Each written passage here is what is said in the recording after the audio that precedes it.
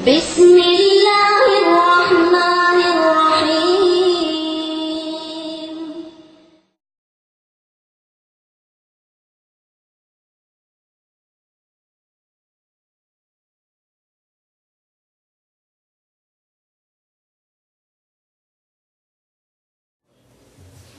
الحمد لله نحمده ونستعينه ونستغفره ونؤمن به ونتوكل عليه ونعوذ بالله من شرور أنفسنا ومن سيئات أعمالنا من يهده الله فلا مضل له ومن يضلل فلا هادي له ونشهد أن لا إله إلا الله وحده لا شريك له ونشهد أن سيدنا ومولانا محمدا عبده ورسوله أما بعد فأعوذ بالله من الشيطان الرجيم بسم الله الرحمن الرحيم ما كان محمد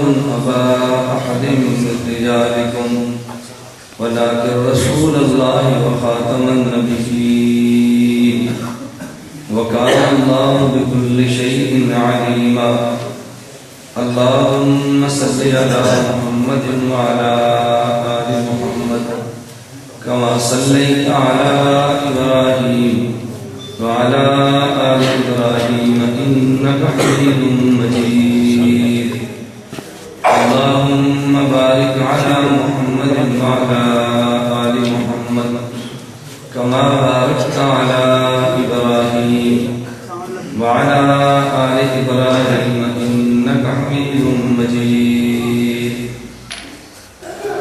نام محمد سے دلوں کو سرور ملتا ہے نام محمد سے دلوں کو سرور ملتا ہے نگاہ فکر کو تازہ شعور ملتا ہے نصیب کیسا بھی ہو واسطہ احمد کا دیکھے نصیب کیسا بھی ہو وسیلہ محمد کا دیکھے خدا سے جو بھی مانگے ضرور ملتا ہے میرے نہایت واجب احترام بزرگوں مسلک اہل سنت والجماعت سے تعلق رکھنے والے نوجوان دوستوں اور بھائیوں الحمدللہ ہمارا اہل سنت والجماعت احناف دیوبند کا عقیدہ اور ہم اہل سنت والجماعت احناف دیوبند کے مسائل قرآن کے مطابق اور رسول اکرم صلی اللہ علیہ وسلم کی حدیث کے مطابق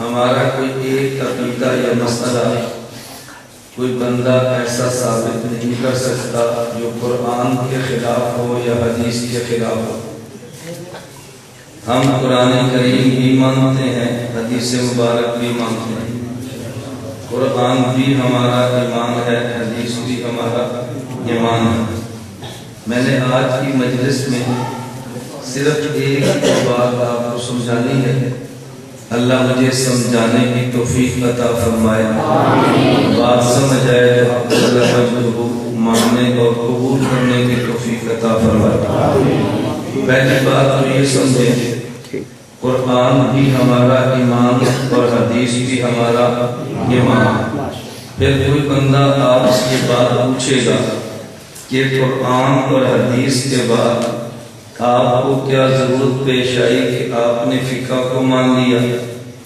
خدا اور اس کے رسول کے بعد آپ کو کیا ضرورت پیش آئی کہ آپ نے امام اعظم ابو حنیفہ کو مان لیا ہم قرآن بھی مانتے ہیں حدیث بھی مانتے ہیں اور فقہ بھی مانتے ہیں ہم خدا بھی مانتے ہیں رسول بھی مانتے ہیں اور امام اعظم ابو حنیفہ رحمۃ اللہ علیہ کو بھی مانتے ہیں امام کسے کہتے ہیں اور امام کی فقہ کا مطلب کیا ہے اللہ کے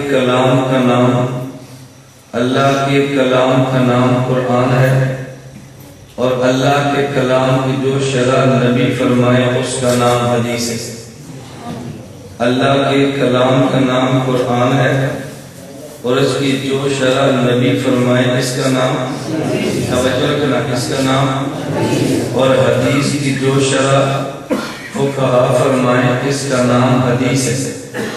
اگر قرآن کی شرح اللہ کے نبی نہ فرمائے تو قرآن سمجھ میں نہیں آتا، اور اگر حدیث کی شرح امام نہ فرمائے تو حدیث سمجھ میں نہیں آتی۔ اگر قرآن کی شرح، اس کو ایسا ہی رہنے، اس کو سازہ رکھو، ایسا رکھو، اگر قرآن کی شرح اللہ کے نبی نہ فرمائے قرآن پہ عمل نہیں ہوتا، اور اگر حدیث کی شرح فقہا نہ فرمائے تو بعد والے حدیث پہ عمل نہیں کر سکتے۔ میں دونوں کی مثال دیتا ہوں تاکہ بات آپ کو سمجھ آ جائے۔ توجہ رکھنا، قرآن کریم نے ایک مسئلے پر 2 آیتیں بیان فرمائی ہیں۔ مسئلہ کیا ہے؟ خامن فوت ہو جائے تو عورت کی عدت کیا ہے، یہ مسئلہ ہے۔ اس مسئلے پر قرآن کریم میں 2 آیتیں ہیں۔ نمبر 1 آیت سورۃ البقرہ پارہ نمبر 2 آخری قوم، والذین یتوفون منکم ویذرون ازواجا یتربصن بانفسہن 4 اشہر وعشرا۔ خامن فوت ہو جائے تو عدت 4 ماہ اور 10 دن ہے۔ اور دوسری آیت والذین یتوفون منکم ویذرون ازواجا وصیۃ لازواجہم متاعا الی الحول غیر اخراج۔ خامن فوت ہو جائے تو عدت 1 سال ہے۔ مسئلہ کیا ہے؟ خامن فوت ہو جائے تو عورت کی عدت کیا ہے؟ اس مسئلے پر آیتیں کتنی ہیں؟ بولو کتنی آیتیں؟ دونوں آیتیں سورہ بقرہ میں، دونوں آیتیں دوسرے پارے میں، دونوں آیتیں دوسرے پارے کے آخری قول میں۔ اب آپ مجھے بتائیں ان میں سے آیت پہلے کون سی اتری، ان میں سے آیت بعد میں کون سے نازل ہوئی؟ کون بتائے گا؟ بتاؤ کون بتائے گا؟ نبی کریم صلی اللہ علیہ وسلم۔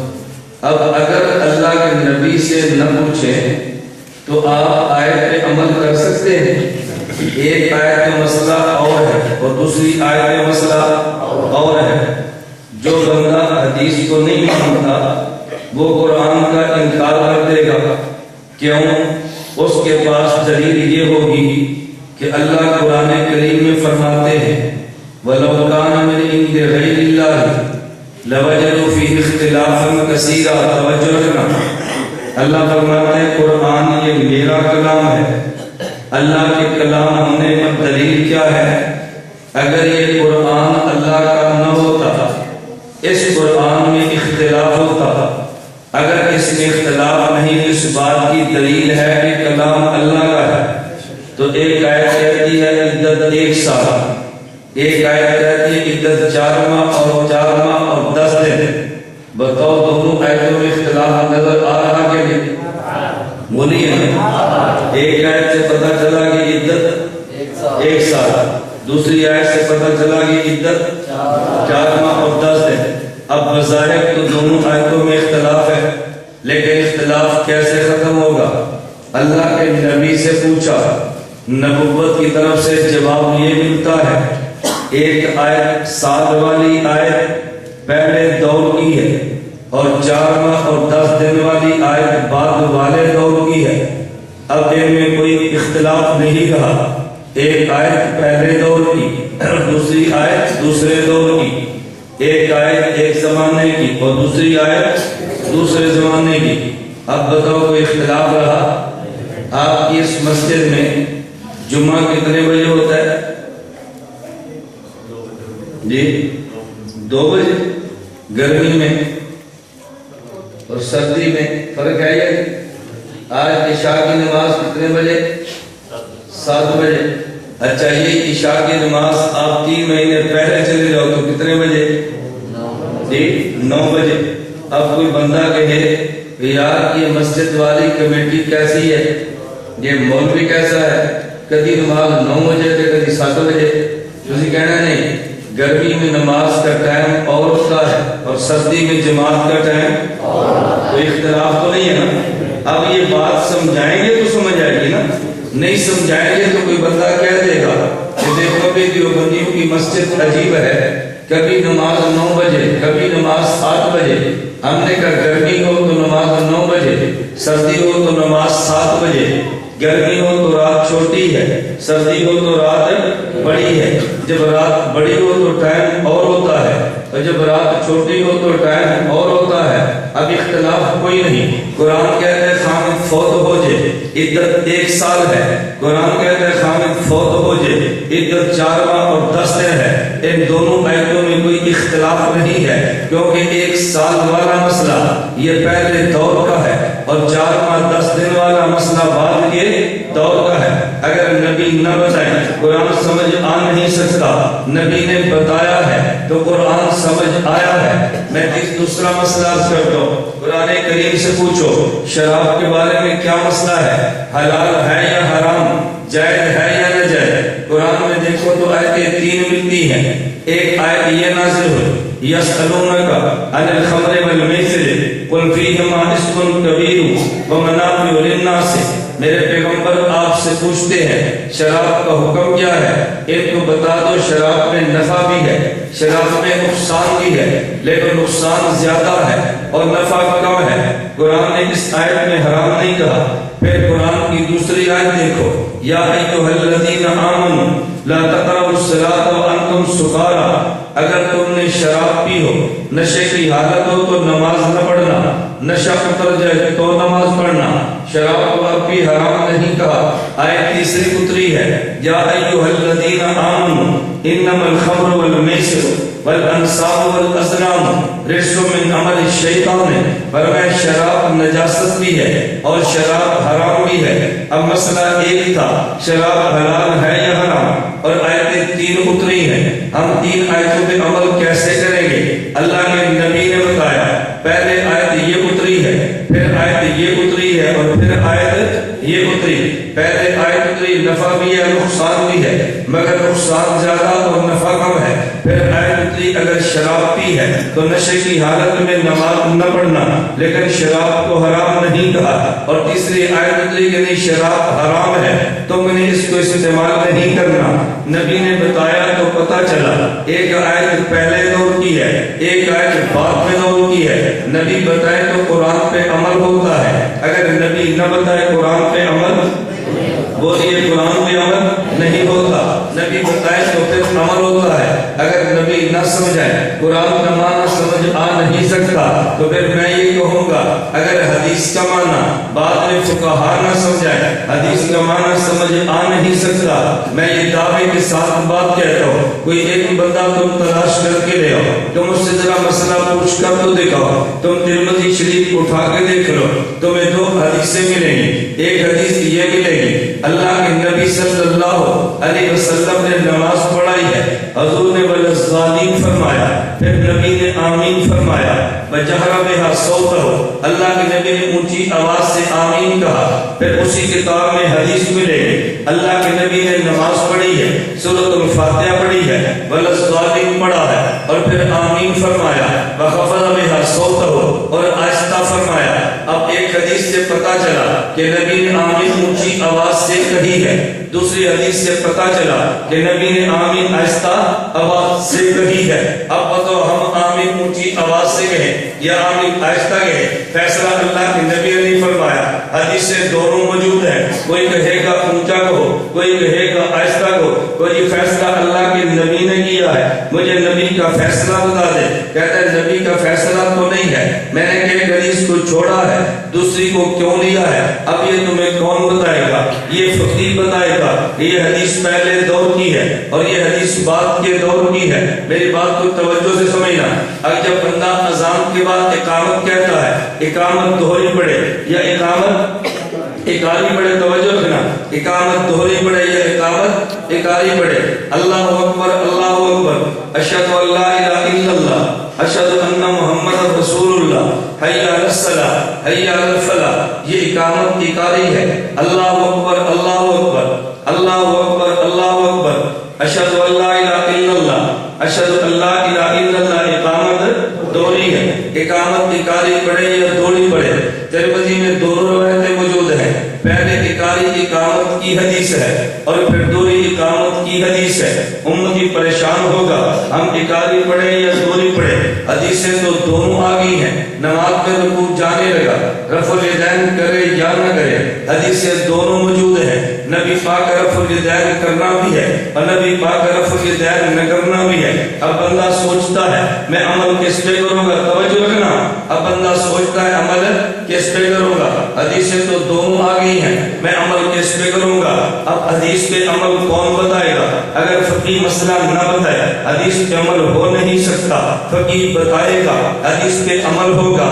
آپ ہو گئے جی وہ کیسے؟ اب ایک اصول یاد رکھنا، محدثین نے ضابطہ لکھا ہے، امام نووی رحمۃ اللہ علیہ نے شرح مسلم میں ضابطہ بیان فرمایا، هذه عادة مسلم وغيره من أئمة الحديث يذكرون الأحاديث التي يرونها منسوخة ثم يحكمون بالناسخ۔ محدثین کی عادت یہ ہے، حدیثیں ایک مسئلے پر دو ہوتی ہیں اور جو حدیث منسوخ ہو جائے اسے پہلے بیان کرتے ہیں اور جو حدیث ناسخ ہو اسے بعد میں بیان کرتے ہیں۔ توجہ رکھنا، ترمذی میں حدیثیں دونوں موجود ہیں، آمین اونچی والی بھی اور آمین آہستہ والی بھی، لیکن امام ترمذی اونچی آمین والی حدیث پہلے لاتے ہیں، آہستہ آمین والی حدیث بعد میں لاتے ہیں۔ پتہ چلا کہ آمین اونچی والی حدیث پہلے دور کی ہے اور آمین آہستہ والی حدیث بعد کے دور کی ہے۔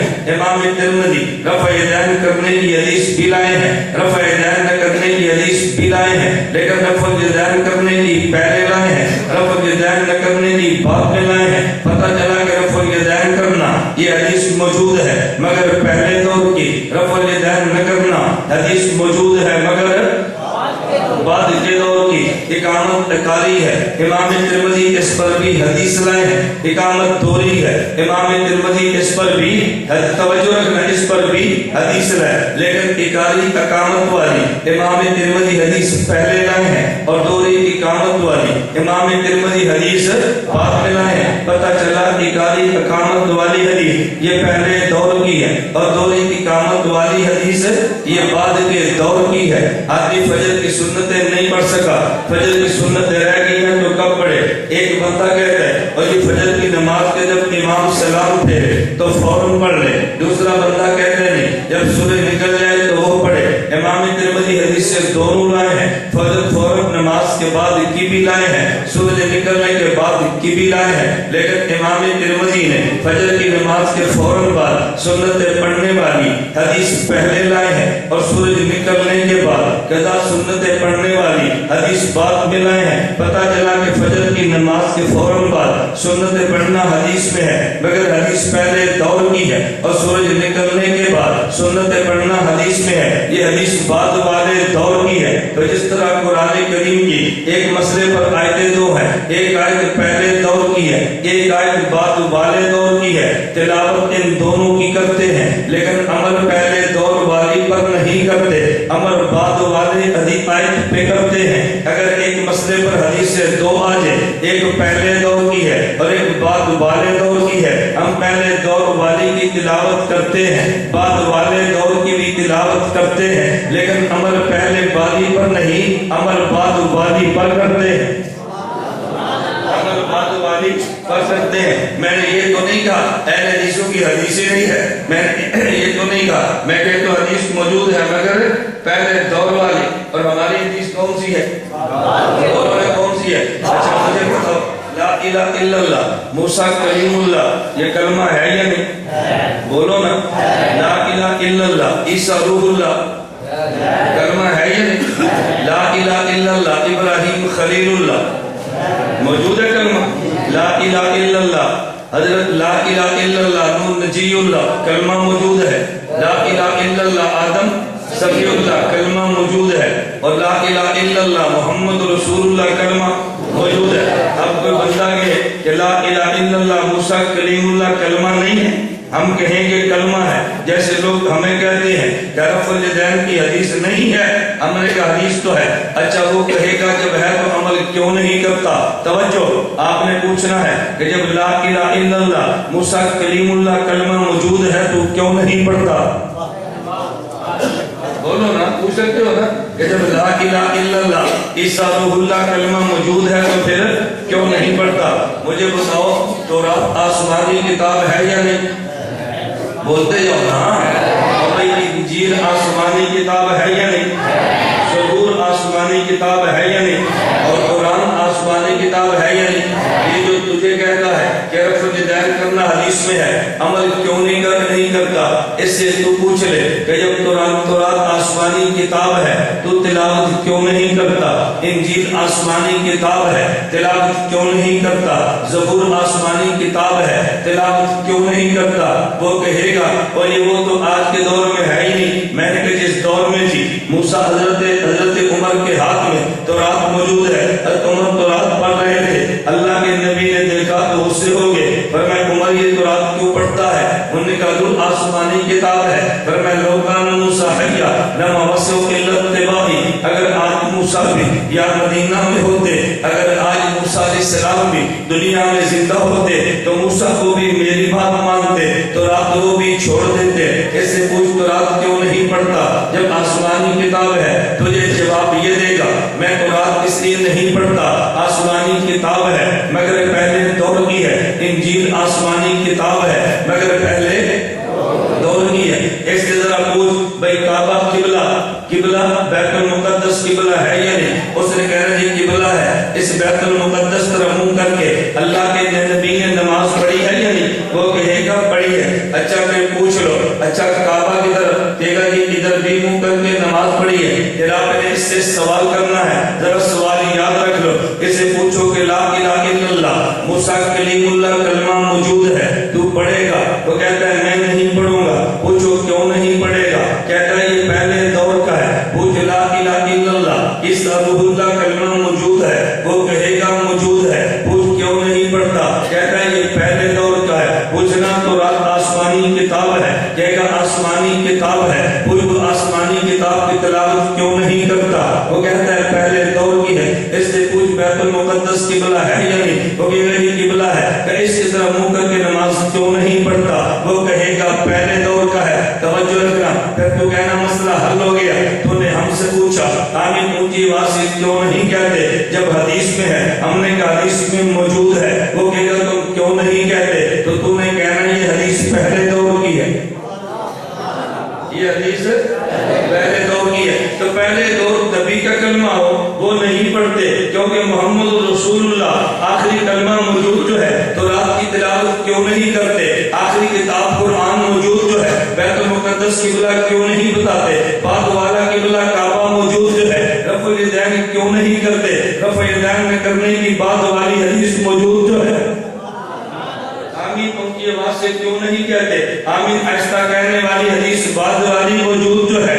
بھئی اقامت کی قاری کیوں نہیں پڑھتے؟ دوری اقامت والی حدیث بعد میں موجود جو ہے.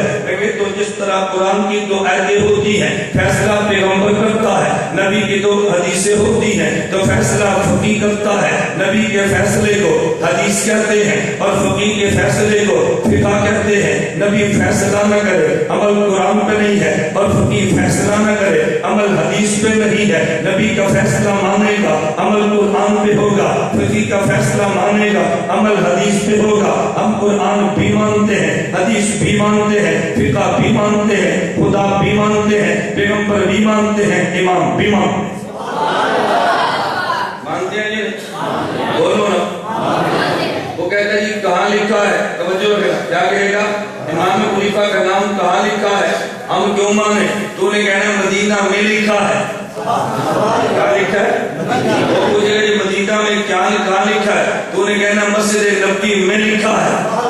وہ پوچھے گا جی مسجد نبی میں کہاں لکھا ہے؟ تو نے کہنا نبی کے روزے کے سامنے لکھا ہے.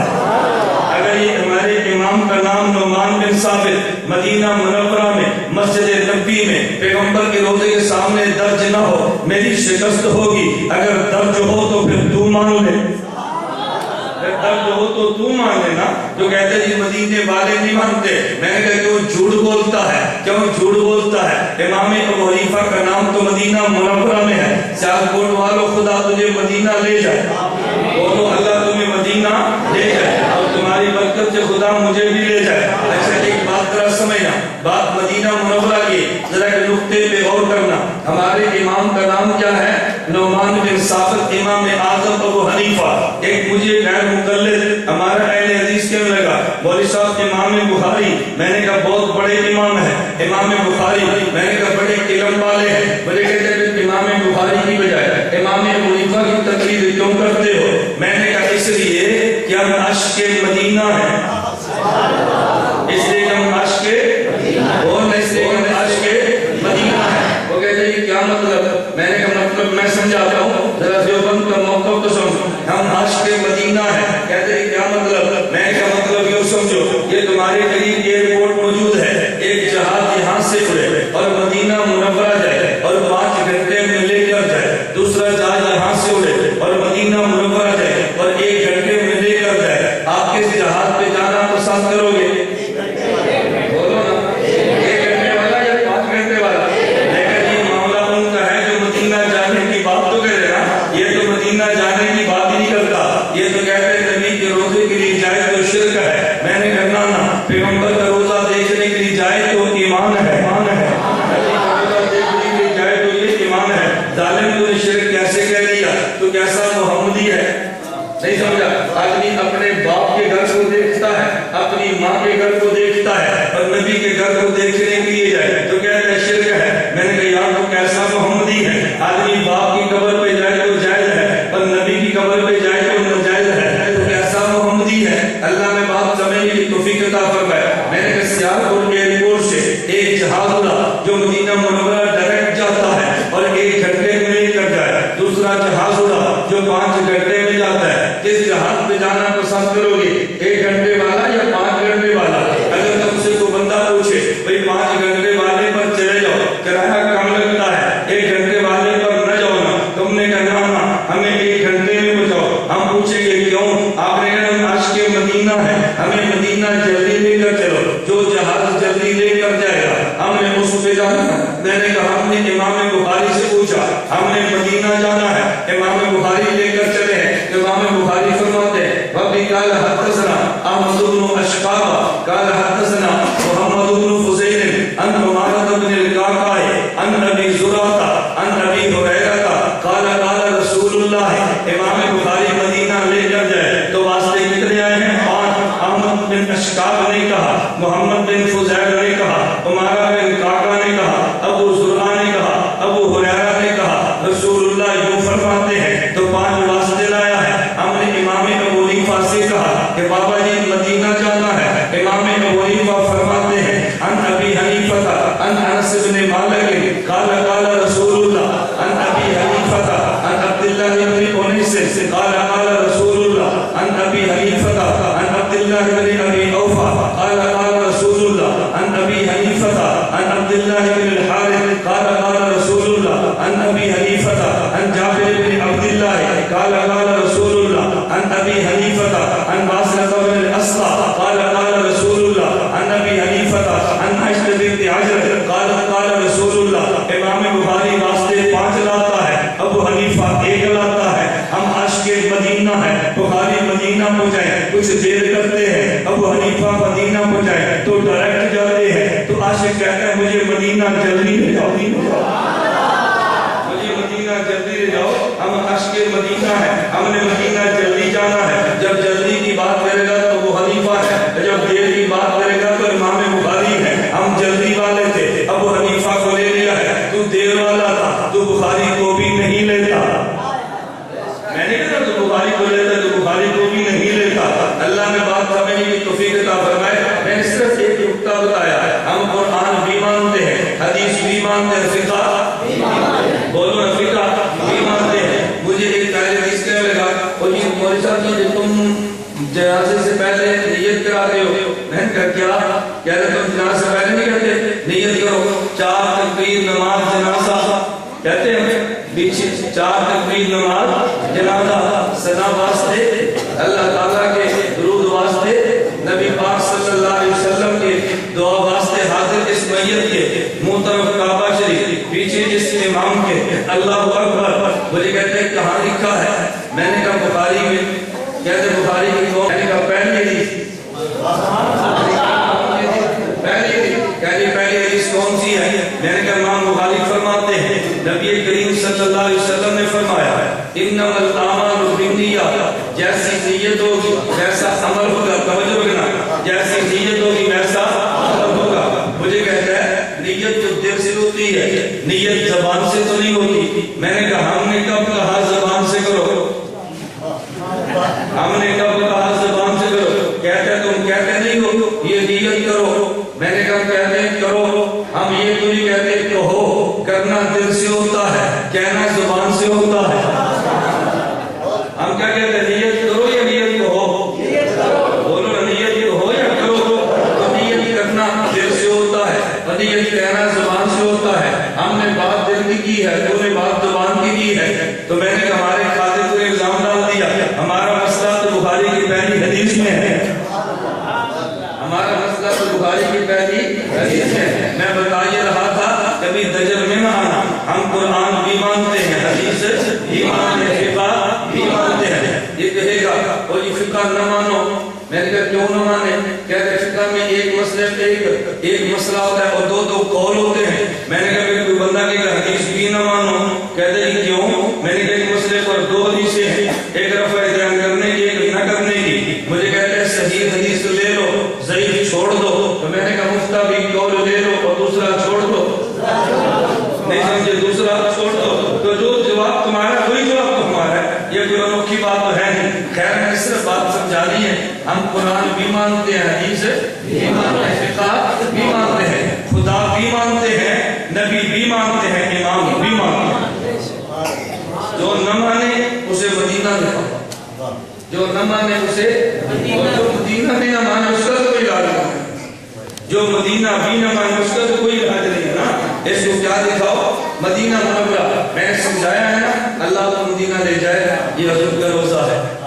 मस्जिद के सेल में एक छतरी, फिर दूसरी छतरी, पीछे से ऊपर लिखा नुमान बिन साबित, क्या लिखा नुमान बिन साबित। मैं जब जाता हूँ मदीना मुनव्वरा तो सुरूर के नीचे बैठता हूँ जो ऊपर मेरे इमाम का नाम होता है।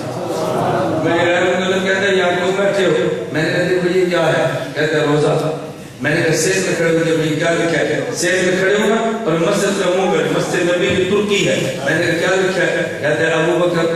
मैंने कहा आगे काजी उमर, मैंने कहा इधर काजी उस्मान, मैंने कहा इधर कहते हैं जी अली, मैंने कहा आगे अब्बास, इधर हसन हुसैन। मैंने कहा ये क्या लिखा है? कहते हैं नौमान। उधर क्या लिखा है? नौमान। मैंने कहा समझे ही यहाँ क्यों बैठे? कहते हैं नहीं समझे। क्या कहते हैं? मैंने कहा खुदा अक्ल दे तो समझ आएगा, अक्ल नहीं होगी तो समझ कैसे आएगी? मैं सुनती बस बातों।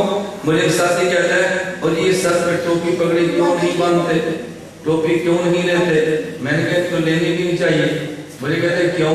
मैंने कहा बंदे के पास पैसे हो, हिफाजत के लिए बटुआ रखता है।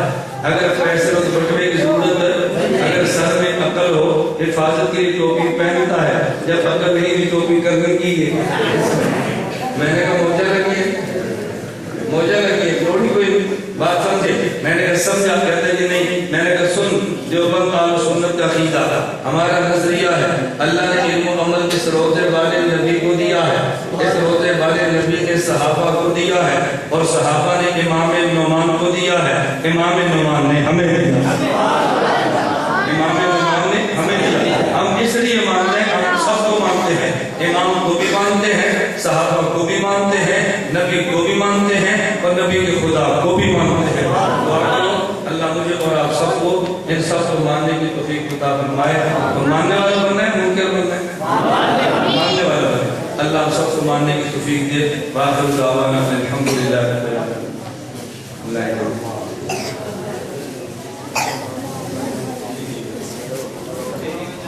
नाम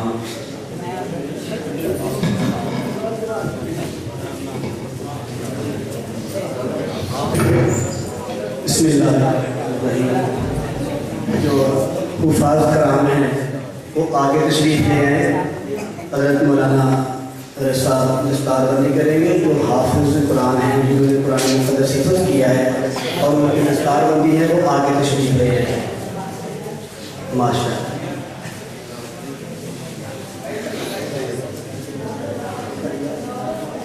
दस्तारबंदी तो बाद में कार jangan फटाफट भेज देना, ठीक है? جلدی سے اتنا چھوٹی سی ادھی لپیٹی ہوئی تھی اتنی بات